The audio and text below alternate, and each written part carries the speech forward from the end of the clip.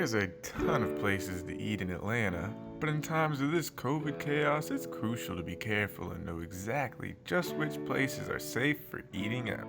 So we took it upon ourselves to scour the city and see just how well our favorite restaurants were holding up with the new CDC safety guidelines. I'm Jake Barrineau, and with me as always is my main man Mike, and this is Eating Out. In the heart of Virginia Highlands lies one of the best burger joints in the city. George's, a simple pub with a sidewalk patio perfect for people watching, is the first stop on our Atlanta tour. Well, I've been coming here ever since I was a wee little lad for Trivia Tuesdays, and if we deem this place safe to eat, you better believe I'll be coming here again next week. And without the cameras, too.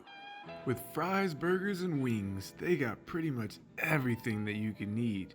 But are they safe for eating?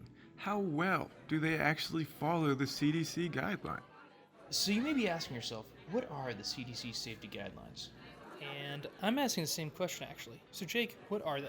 Well, thanks Mike, but I'm honestly not entirely too sure myself. But luckily, we do have Anna handling our handy-dandy infographics. So why don't you go ahead and pull up our first Corona comparison check. After eating at George's, we deemed this Atlanta hotspot a safe place to eat out. Each employee wore a mask at all times, and there was a much smaller staff. There were signs on the doors encouraging people who were sick to stay away. They cleaned all dining tables and chairs regularly. The employees kept their distance when taking orders and serving, and all tables were at least 6 feet apart, making the customers feel safer about eating out. Just up the street from George's is one of my favorite neighborhood restaurants that serves affordable and delicious Pan-Asian food. Doc Shay's, located in the Morningside Village, is the second stop on our Atlanta tour. So why don't you come on inside? To minimize employee to customer contact, Doc Shay's asks you to enter on the left, order your food, grab your sauce and fortune cookies, and then eat out on the patio with all your friends. And with all of this tasty looking food, I can't wait to put my lips on this.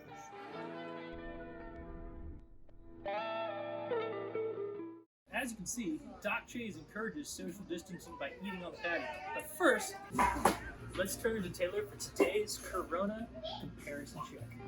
Doc Shay's passes the test for eating out. The restaurant's dining room remains closed, however, patrons are invited to enjoy their meal on the patio with reduced seating capacity and increased spacing between tables. The cooks, servers, and busing staff were all properly equipped with masks and gloves to be worn through the entirety of their shifts. We witnessed staff disinfecting door handles, cash registers, tables, chairs, menus, and other items consistently. Staff limited the amount of customers allowed in the restaurant while also maintaining distance when receiving, cooking, and delivering orders.